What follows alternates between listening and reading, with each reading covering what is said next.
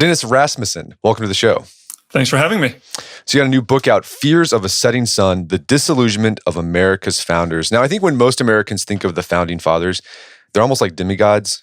They likely imagine these men in powdered wigs who were high-minded and who coolly and rationally created a government that would last for the ages. But in your book, you make the case that most of the Founding Fathers, most of the signers of the Constitution, were disillusioned with the government they had created. And a lot of them thought it wouldn't even last a generation. So how did you pick up on this disillusionment? Well, in some ways, I guess it was hiding in plain sight.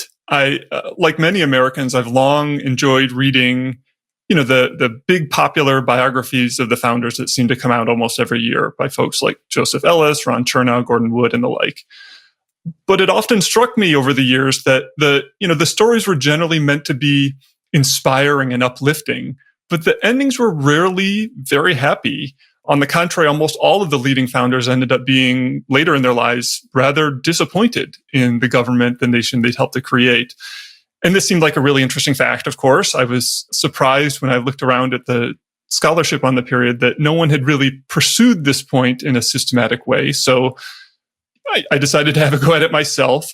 And once I started systematically going through the founders' letters and other writings, frankly, disillusionment was really all over the place. I'm not pulling at strings here or trying to infer disillusionment from a few stray comments here or there. There's just a vast historical record attesting to their anxieties and disappointments, and sometimes even despair about the country's future, which is all the more striking given that they're all keenly aware that everything they wrote would be pored over by posterity, right? And still their growing disappointment in what America had become was something that it wasn't even something that they tried to hide from the future generations. So for each of them, there are just dozens and dozens of letters and other writings, maybe hundreds in the case of John Adams, in which they bemoan the fate of the country that they'd helped to create, often in very overwrought, hysterical terms. And I just think that, given the perennial interest that Americans have in their founders, it's really an amazing thing that this isn't better known or more talked about. Okay, so in your book, you focus on the disillusionment of four founding fathers. You have George Washington, Alexander Hamilton, John Adams, and Thomas Jefferson. And each one grew pessimistic about the government they formed for different reasons. So let's start with George Washington. What drove his disillusionment with the Constitution and the government he helped form? Well, the key source of Washington's disillusionment was the rise of political parties and partisanship, which he thought were just fatal to Republican government.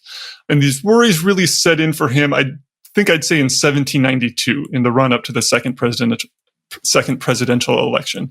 So he thought basically that the country's first couple of years went pretty great, all things considered. But then during that time, partisanship sort of began to brew beneath the surface, starting within his own cabinet. So it was led by Alexander Hamilton, who's of course the Treasury Secretary, as well as the leading figure in the emerging Federalist Party, and Thomas Jefferson, who is Secretary of State and the leader of the Republican Party. And the Hamilton-Jefferson rivalry, really their hatred for one another, stayed mostly beneath the surface, I think, for the first year or two. But by 1792, it started to break out into the press, to spread across the public more broadly. And Washington was just filled with disgust. And so everyone at the time at least professed an aversion to parties. But Washington really meant it. This was something from the beginning to the end of his public life. He's constantly worried about parties. He's constantly warning his fellow citizens about the dangers of partisanship. But of course, partisanship just continued to grow and grow, certainly over the course of his second term, even more so, I'd say, during his short retirement.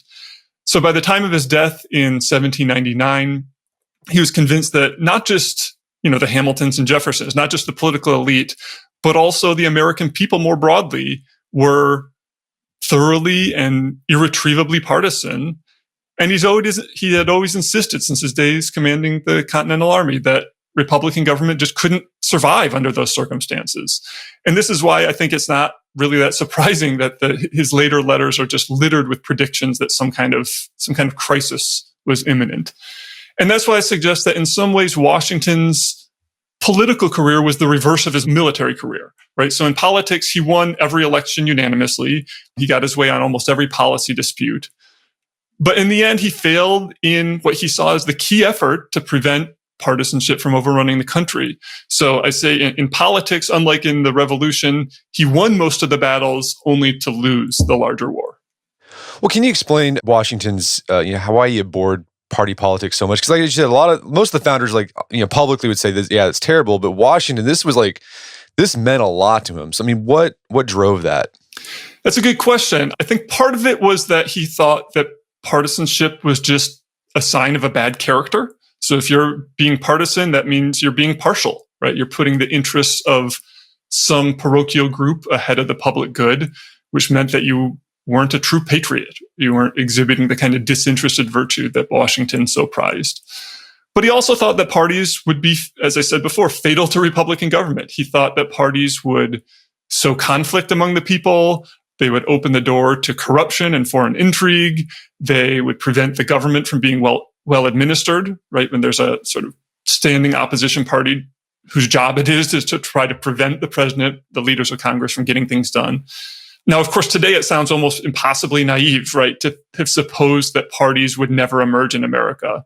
But most of the other founders, frankly, had the same expectation. The Constitution itself was designed under the assumption that parties wouldn't play much, if any, role in American politics. So today, I think most political scientists would say that we need parties. Democracies can't really function without parties. But it's just one area where Washington and the other founders had a very different vision for what democracy would look like. One interesting point that I liked a lot, an insight you had about Washington's why he didn't like partisanship, was it was likely influenced by his experience as a general of the military too, where in the military, you had to have everyone on the same page or else you wouldn't win. And he likely carried over that idea to his civil leadership. That's right. And I think it was also partisanship within the Continental Congress, the kind of partisan bickering that often prevented him from getting the money and the troops that he needed. So certainly that, he thought you needed national unity for any kind of great undertaking, whether it's winning independence or launching this new government. Can you give us an idea? Because I think when we think about party politics, our reference is what's going on now in our country in the last 20, 30 years. What was the acrimony like amongst the parties back in the 1790s?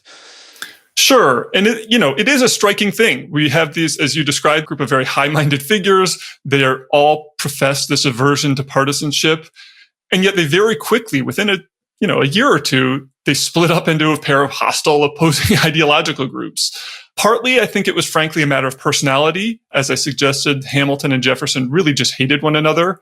Their clash was a sort of unusual one insofar as Hamilton was cast as a champion of the economic elite, despite being himself a self-made immigrant, whereas Jefferson liked to present himself, at least, as the apostle of humble farmers, whereas he himself was a rich, well-connected slaveholder.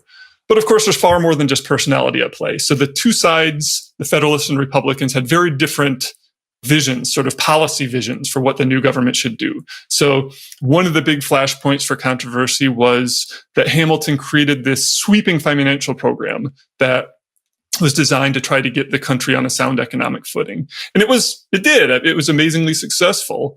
But Jefferson and the Republicans saw it as part of a vast conspiracy by scheming money men to fleece the poor, to corrupt the young nation. More generally, the Federalists advocated a robust exercise of federal power, especially by the president, whereas Jefferson and his followers tended to prefer reserving more power for the state governments. Foreign affairs came into play too. The Federalists tended to side with Britain in foreign affairs, whereas the Republicans sided with revolutionary France. But when it came down to it, each side really saw the other as an almost existential threat to the country. The Federalists tended to see the Republicans as more or less unreconstructed anti-federalists, which is to say opponents of the Constitution, opponents of the government under which they were living. They thought that the Republicans basically wanted to go back to the disastrous situation that the country had been in under the Articles of Confederation. And the Republicans on the other side thought that the Federalists were essentially monarchists at heart, that they wanted to put a crown on Washington's head, make him the new King George.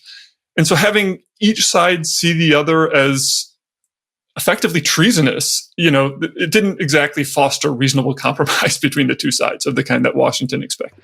Well, and you make this case too with Washington. So throughout his career, he tried to stay above partisanship. But then as he got older, after he was president, he actually kind of became increasingly partisan. What happened there? Yeah, I think some historians would say that Washington was a partisan, a Federalist all along from the very beginning of his political career. I think that's too strong. I think for his first term, at least, he managed to steer a pretty even course between the two sides. So he had a small cabinet, only 4 people, and it was evenly balanced. You had Hamilton and Henry Knox, Federalists on one hand, and Jefferson and Edmund Randolph were Republicans on the other hand. And so he was always, for every policy issue or question that came up, he's always presented with both sides. He tried to sort of balance, mediate between them himself. And I think he did a fair job. The very fact that he kept Jefferson and Hamilton in the same cabinet for almost 4 years is something of a miracle. But then, as time went on, by the end of his second term, Jefferson and Randolph had both left the cabinet, as had Hamilton and Knox for that matter. And Washington was eventually, maybe forced, I guess isn't too strong of a word. He eventually replaced them all with rock-ribbed second-rate Federalists, which I think is a sure sign of how far he drifted into that camp. And then he went even further during his retirement. During those 3 years, he corresponded almost exclusively with Federalists. In his correspondence, he started referring to Republicans as the French Party rather than true Americans. So I think he did eventually succumb to the kind of partisan rancor that he so abhorred. I don't know if there's one thing that we can point to that would explain this conversion. Part of it surely was that the Republican press started attacking him openly and rather viciously during his second term, which I'm sure put him off. The Republicans' unwavering support for the French Revolution, even after it turned monumentally bloody, also had a lot to do with it. And it was just true that Jefferson and Madison spent a lot of time working against his administration, his policies, even while Jefferson was still in the cabinet. And so, I guess in some ways it's not surprising that he drifted into the Federalist camp, but it's also a sure sign of just how deeply he failed and they failed, that by the mid to late 1790s, less than a decade into the new government, this partisan divide is so wide that even George Washington, right, even this figure of almost Olympian stature, can't manage to straddle the two. Okay, so Washington, partisanship was the thing that got him disillusioned. Let's talk about Alexander Hamilton. What drove his disillusionment with the government? So Hamilton's main worry was that the national government wouldn't have sufficient vigor or energy, particularly in relation to the state government. So Hamilton was a more consistent, more unabashed proponent of a strong central authority than any of the founders were. And, from the very beginning, he was convinced that the Constitution didn't do enough to set up this kind of energetic government that he wanted. So he gave a really remarkable speech at the Constitutional Convention in which he basically said that they should imitate the British system as closely as they could. For instance, that he said that president and senators should, after being elected, should serve for life.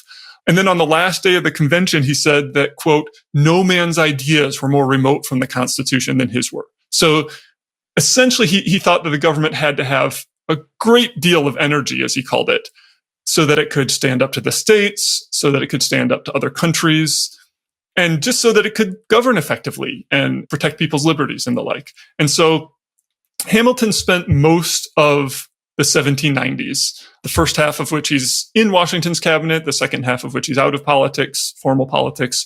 But he spends the whole decade basically doing everything he can think of to build up the government, to enhance its powers. He develops this sweeping financial program. He worked to build up the military during the Whiskey Rebellion and what was known as the Quasi-War with France. He did everything he could to expand the president's powers in both domestic and foreign affairs, especially while Washington, the war hero Washington, is in office, and it's just kind of harder for people to object too much.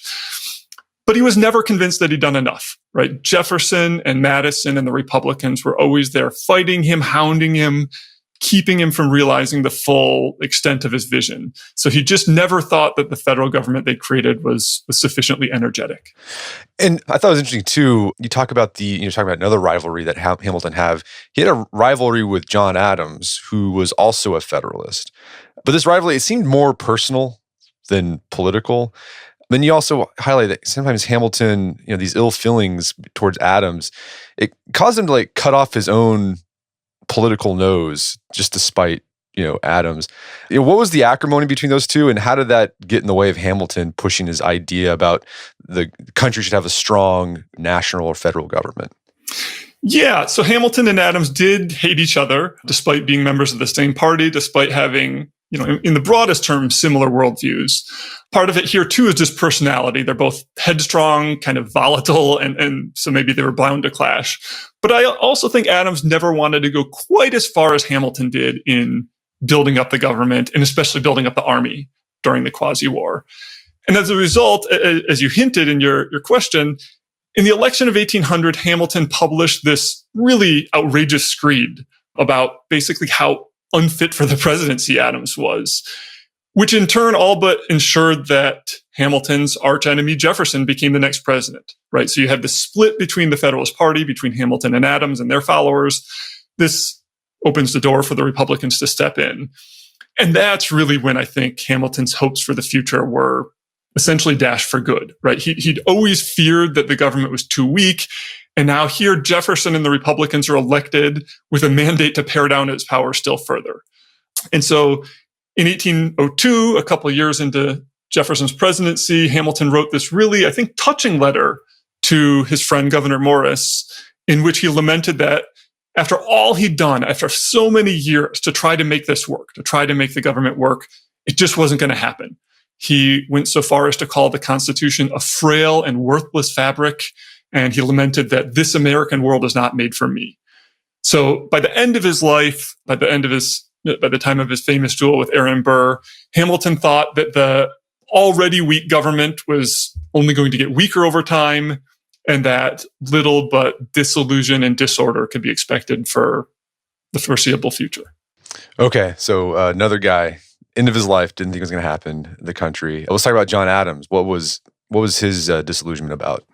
So his worries centered on the lack of civic virtue among the American people. He thought that Republican government depended not just on having the right institutions set up, but also on the people having the right character, that people needed a sense of patriotism, of duty, a willingness to put the public good ahead of their own selfish interests.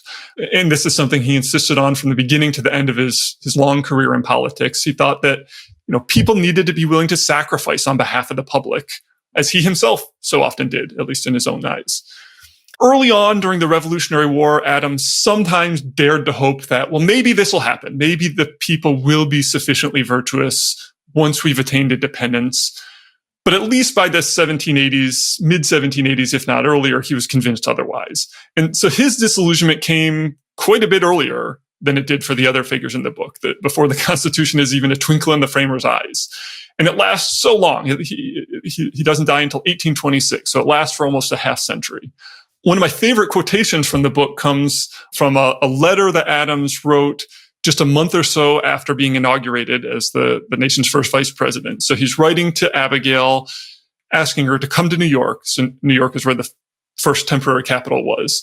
And he says to her, we have to think of New York as our home for the next 4 years, assuming, of course, that the government lasts that long.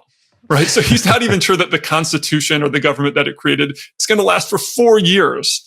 But really, there are dozens, if not hundreds, of these wonderfully colorful and cranky letters from throughout Adams's life, where he constantly bemoans the character of the American people, the follies, the vices of his fellow citizens. He's really one of the first great critics of the idea of American exceptionalism, this idea that the American people are somehow innately more virtuous or more fit for democracy than other peoples are. Well, where did this sort of high-minded, extremely idealistic idea of the type of character a citizen of republic needs to have in order for a Republican government to last, where did Adams get that from? I think it was mostly from reading. So remember, there's hardly any republics in the world at this time, certainly none as big as the United States was, even then, limited to the first 13. So there weren't a whole lot of concrete examples to look at or to draw on. But Adams was very well read. He was as well read in political theory and history and the like as any of the founders were. And the lesson that he drew from his studies was, again, that Republican government required civic virtue. So as he saw it, monarchical government didn't require the same kind of virtue because the people in charge aren't in charge, right? You don't need as much virtue among the people. But under a system of popular self-government, he thought that if people were always looking out for their selfish interests, then politics would just be an insoluble clash of conflicting interests. So there was times when Adams was hopeful, like during the Revolutionary War, he was kind of hopeful. He saw Americans sort of embracing this idea of civic virtue that he had, making sacrifices for something bigger than themselves. What was it about like that he saw after the Revolutionary War and the formation of the Constitution? He was like, yeah, no, Americans, they're corrupt. They lack virtue. What was it that he saw, that he pointed to? Well, I think he just looked around and saw people not living up to the expectations, the frankly impossibly high expectations that he'd sent for them. He would see people, again, during the War for Independence, sometimes he would see people rallying around the flag, rallying against the British, and he'd think, okay, maybe this will work. But then, every time a soldier deserted the army, every time someone showed that they cared more about making money than the public good, he'd dash off a letter to Abigail or one of his friends lamenting how selfish and corrupt and addicted to luxury Americans were. Some of this came when he was abroad. So for most of the 1780s, he was serving abroad in various posts as an envoy for the United States. And he would get lots of letters from people back at home telling him how what Hamilton was doing with this big financial program, how addicted to luxury Americans were. And so some of it was even secondhand. But once he returned and got back into politics, he would see the partisan bickering, the selfishness. The people never lived up to the expectations he'd set for them. Yeah, speaking of these like cranky letters he would write, there's one I forgot who he was writing to. I think it's Mercy Otis Warren. And he said, "But madam, there is one difficulty which I know not how to get over. Virtue and simplicity of manners are indispensably necessary in a republic among all orders and degrees of men. But there's so much rascality and so much venality and corruption, so much avarice and ambition, such a rage for profit and commerce among all ranks and degrees of men, even in America, that I sometimes doubt whether there's public virtue enough to support a republic." He was pretty pessimistic. And if I'm remembering, I think that was from 1776, right? This is very early on. Yeah. Right, 1776.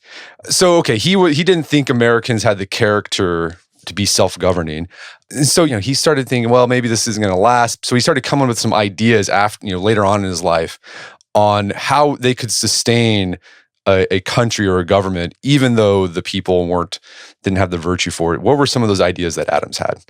Okay, so there's a brief time just before and during the Constitutional Convention. So he's in London at the time, but he writes this, his magnum opus. It's a big, sprawling 3-volume work called Defense of the Constitutions of the United States. And by the constitutions, he meant the state constitutions, since the U.S. Constitution hadn't been written yet. And in this work, he's at least toying with the idea that if you have a properly balanced government, could that solve the problem, right? Could the country survive under a Republican form without virtue? But I think those hopes didn't really last for that long. Once he returned to the United States and kind of saw the way things were working, he didn't think the right balance was being struck. And so I think those hopes went away fairly quickly. He toyed with the idea in the early 1790s that, well, if we have enough kind of pomp and splendor, especially surrounding the president, surrounding Washington, maybe that will get people to revere the government and be attached to the government enough. He at times even hinted that maybe we would have to introduce some element of hereditary rule, that maybe the president and or senators would need to be passed down from father to son, and that this would keep the commotions that surrounded elections at bay. I think maybe the most interesting, I don't know if it was an idea so much as a sort of reprieve from his habitual pessimism, came during the War of 1812. So this is in the midst of his long retirement. So during the War of 1812, he looks around and he sees Americans rallying together against their common enemy once again, Britain, and exhibiting a sort of unity, patriotism that he hadn't seen since the Revolutionary War. And this sort of buoyed his hopes for the nation's future, at least for a few years.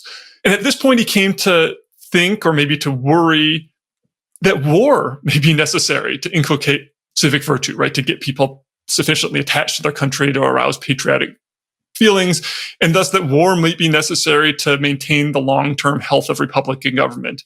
And he writes a number of letters to John Quincy and others at this time that, maybe too much peace and prosperity is a bad thing. Maybe it's inevitably going to lead to decadence and corruption and the like. But he's also obviously discomfited by this idea that, well, people can't be virtuous without murdering one another, as he put it. Okay, so it seems like Adams, like he would sometimes be optimistic, sometimes get pessimistic. At the end of his life, was he pessimistic or optimistic?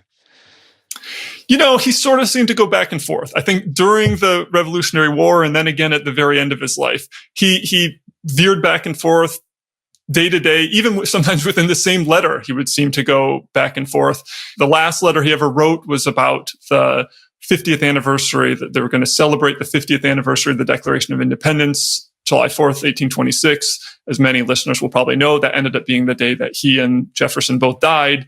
And he wrote a letter about the upcoming celebration in which, I'm sure the people who are writing to him asking for a comment on it were expecting a kind of tribute to American democracy from one of his venerable founders, something that they could read amid the fireworks and parades. But instead, he kind of punctures their hopes a little bit. He says, basically, it's too soon to tell. Was the American Revolution the brightest or the blackest page in American history? We'll find out. We'll see what people make of this country after I'm gone. And so he ends up going at, sort of hurling posterity a challenge. Okay, so let's talk about Thomas Jefferson now. And you make the case that he took the longest to get disillusioned. In fact, he was pretty much optimistic about America up until late in his career. Why was that? And then what drove Jefferson's disillusionment? Right. So Jefferson was the perennial optimist among the founders for the vast majority of his life. He had this deep, abiding faith in the American people. He believed in the idea of American exceptionalism that Adams found so wrong-headed. So even when things didn't go his way during the 1790s, so even when Hamilton enacted his financial program, later in the decade when the Federalists passed the Alien and Sedition Acts, even when things didn't go his way, he was always sure that things would turn out right in the end. That because he was confident that sort of deep down at the bottom of their hearts, the American people were almost all good Republicans with a small r. And in fact, also Jeffersonian Republicans with a capital R, right? That they're really on his side. And he thought that things did turn out right in the end in 1800. So in 1800, he's elected president. The Republicans swept to power in Congress. And he saw this election not just as the temporary victory of a political party. He saw this as the permanent triumph of Republican liberty in America. He writes all these sort of self-congratulatory letters to his friends where he says, "We've made it. We won after all. The ship is in port. America succeeded." And then, of course, he spends 8 years as president. He's succeeded for another 8 years by his closest political ally, James Madison. And then another 8 years after that, he's succeeded by his acolyte, James Monroe. So in some ways, it's totally predictable, of course, right, that he'd retain his optimism for so much longer. The Republican Party that he founded basically won. His Federalist opponents essentially disappeared from the political scene. But then in the last, I'd say, decade or so of his life, between 1816 and 1826, even more starting in, let's say, 1820, even he lost heart. So there's a variety of reasons for Jefferson's disillusionment. We had things like the spread of industry, the rage for banks and financial speculation, where he also preferred a more agrarian society. He was worried by what he saw as the usurpations of the Supreme Court under the leadership of his cousin, Chief Justice John Marshall. He was very worried about the consolidation of more and more power in the federal government, even with the Republicans themselves in charge. But I think the thing that really led to his outright despair was the division between the North and the South over the spread of slavery, which came to the fore, especially during the Missouri crisis of 1820, 1821. So during this time, he writes a very famous letter where he says that this conflict awoke me, it filled me with terror like a fire bell in the night. I considered it once as the death knell of the Union. And so Jefferson basically foresaw the path to the Civil War. That once there's a geographic line dividing the country with a deep moral principle, a deep moral opposition between the two, that is never going to go away. That every event, every year is just going to mark it deeper and deeper. And Jefferson concluded this letter with a just, I think, unforgettable expression of regret. I don't have it in front of me, but he says something like, "I'm now going to die believing that everything that we fought for in 1776 was in vain. It's all going to be thrown away by the present generation. My only consolation is that I won't myself live to weep over the destruction of the Republic." Yeah, that's heavy. That's really heavy. Very. Well, can you flesh this out about Jefferson? Why he thought the Missouri Compromise, the Missouri Crisis, would cause this rancor. And this is really interesting because you bring to the forefront this sort of these self-contradictory, paradoxical views Jefferson had about slavery. Because, like, on the one hand, this is the guy who wrote the Declaration of Independence, this document about human freedoms and human liberties. Publicly, he denounced the institution of slavery, but we all know privately he held slaves. But then later on in his life, even though earlier in his career he sort of denounced slavery and kind of made moves to make it illegal, he really started kind of pushing for slavery or allowing new states into the country to allow them to be slave states. So can you walk us through that? Like, what was going on? What was going on in Jefferson's mind? Yeah, I mean, look, we could do a whole podcast on Jefferson and slavery and barely scratch the surface. There's so much that could be said about it. But basically, early in his career, Jefferson, I think, fought a reasonably forceful battle against slavery, at least in the political realm. So he not only wrote the Declaration where he says all men are created equal and the like, he tried to include a rather stinging denunciation of the slave trade in the Declaration of Independence. It had to be taken out to get the southern states to join on, but he wanted to include it in there. He drafted a couple of gradual emancipation laws for his home state of Virginia. He proposed to ban slavery from all the Western territories. He included some really harsh denunciations of slavery in his book. And so, whatever he did in his personal life back at Monticello, where, of course, he kept hundreds of people in bondage, in the political realm, I think, frankly, he did as much as he reasonably could have done in the 1780s. He went even further than most of his contemporaries, even in the North, would go in fighting it. But then basically he stopped trying, even trying after that. During the 1790s, he's much more worried about fighting Hamilton and the Federalists, so he sort of puts slavery on the back burner. As president, he does next to nothing to fight slavery, even when there's this big question about once he makes the Louisiana Purchase about slavery being expanded to the new territory. He basically doesn't lift a finger to try to stop it from expanding. And then during his retirement, he doesn't just do nothing. He does worse than nothing. He, as you suggested, he actively advocated the expansion of slavery to Missouri, to the Western territories, which is something he himself had opposed when he was younger. And so the reason he did so was he adopted this theory, a rather crackpot theory, I think it has to be said, but the theory is known as diffusion. And the basic idea is that, okay, if we allow slavery to expand to new territory, that's not going to lead to an increase in the number of enslaved people. It's just going to make them more spread out, and that spreading them out would have a number of benefits. So, for instance, he thought that enslaved people would be treated better if they weren't as concentrated, and so then the sort of fear of slave rebellions wouldn't be as prevalent. But even more importantly, he thought that spreading out slavery would mean that emancipation would be easier to achieve. Because if enslaved people are more spread out, each individual slaveholder holds fewer people in bondage, well, then they have less to lose if slavery would be abolished. That was the idea. Of course, it's wildly delusional, I think, to have supposed that, well, we can really combat slavery by giving it free rein, right? Let's make it a big national problem rather than a narrow southern sectional problem, right? That's like saying, I have this fatal disease. Let me first let it spread throughout my body, and then surely it'll go away. And so, as you say, so what happened? So in 1820, there was the Missouri Compromise, and basically said that territories above the 36-30 parallel, except for Missouri, those states they're going to be free states. And so Jefferson, when he saw that, he's like, yeah, once you have that line, that's just going to cause. Once you have that geographic line, that's just going to cause division that you can't heal. That's right, and that every time that there's some new question, the divide between the two will just be marked deeper and deeper. And so he, as I say, he basically foresees the path to the Civil War. He all but predicts what's coming. Okay, so then you go into detail with these four founding fathers, but then you also have a chapter where you kind of touch on the surface of other signers of the Constitution who were just like, yeah, this is a mistake, this isn't going to last. But then you highlight there was actually one founding father. He never got disillusioned, and that's James Madison, our fourth president. Why didn't Madison grow pessimistic about the American experiment? Yeah, and I think this is a surprising one in some respects. I don't think people think of James Madison as particularly optimistic. He's very hard-headed and skeptical in certain ways. And he also lived so long, right? Despite being a rather sickly hypochondriac. He's certainly the least conventionally manly of the founders, but he outlived them all, right? He didn't die until 1836. He lives well into Andrew Jackson's second term.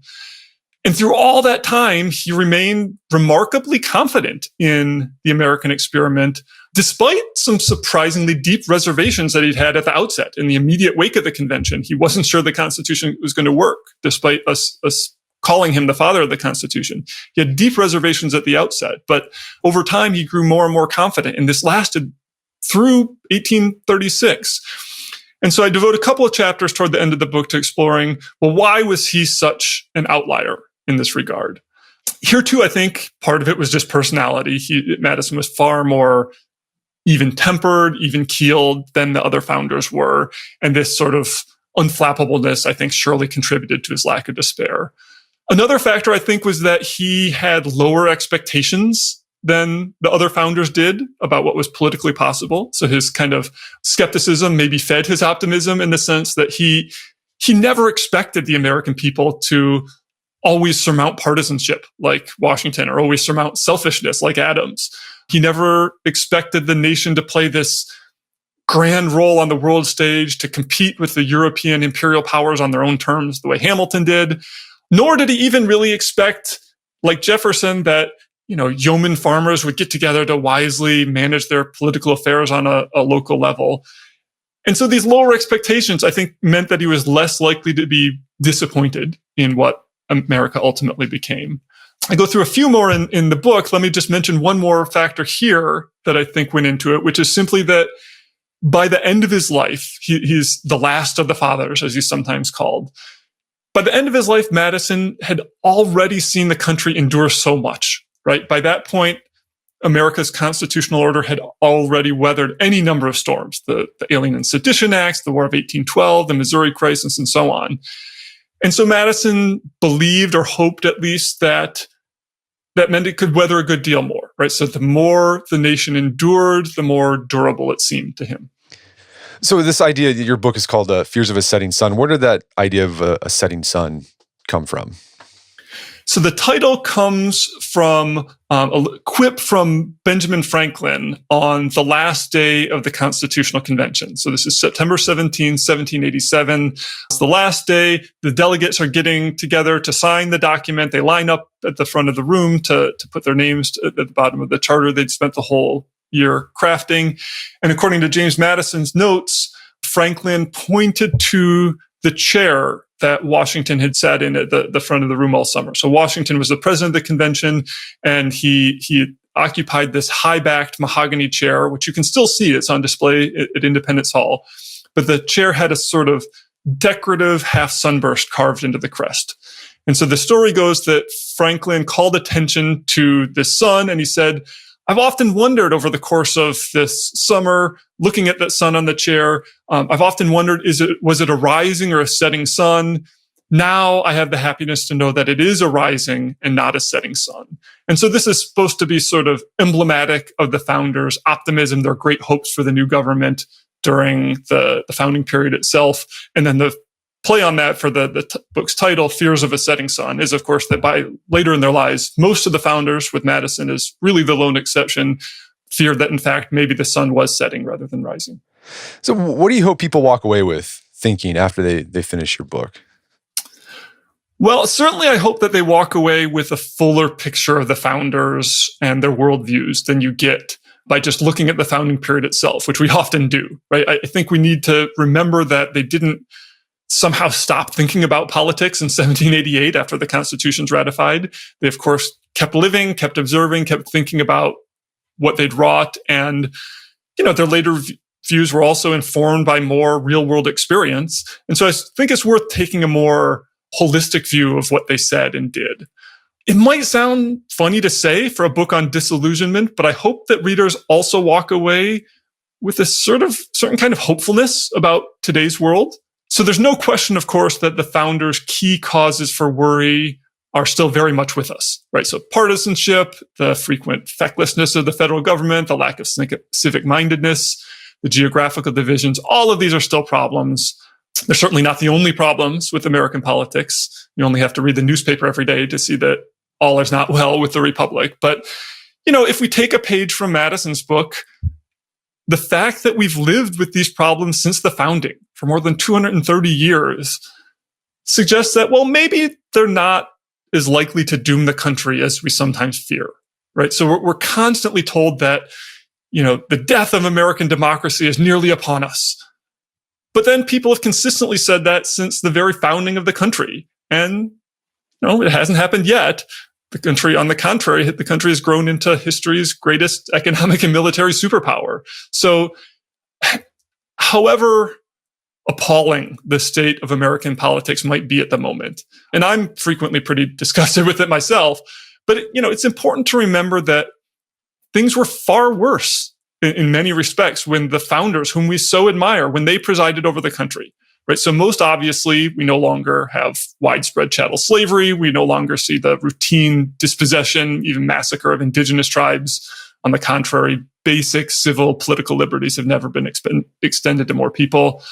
We no longer face serious, repeated threats of secession and civil war, as the founders constantly did. It seems like every event in the era of the founding caused one group or another to threaten the breakup of the Union. We see political violence far less today, even notwithstanding the recent, pretty harrowing attack on the Capitol. But we don't see legislators brawling on the House of Representatives with canes and fire pokers. We don't have uprisings like the Whiskey Rebellion and so on. Our elections, our presidential elections, as nasty as they can be, don't really hold a candle in that respect to the election of 1800, which pitted Adams against Jefferson, right? Two of our most revered founders. Even our media, our mainstream media that gets so much criticism today is far more responsible and fact-based than the partisan newspaper of the 1790s were, and so on and so forth. And so, I don't think any of this is grounds for complacency by any means. We have serious pressing problems that we should try to meet, but I do hope that a fuller understanding of the founders and the founding at least helps to summon a broader perspective on these problems. Well, Dennis, this has been a great conversation. Is there some place people can go to learn more about the book and your work? Well, I'm not on social media, but they can go to either the Princeton University Press website or to my Amazon author page for more on this book and my other books. Fantastic. Well, Dennis Rasmussen, thanks so much for your time. It's been a pleasure. Thank you, Brad. I appreciate it. My guest today was Dennis Rasmussen. He's the author of the book, Fears of a Setting Sun, The Disillusionment of America's Founders. It's available on Amazon.com and bookstores everywhere. Also, check out our show notes at aom.is/setting sun, where you can find links to resources where you can delve deeper into this topic.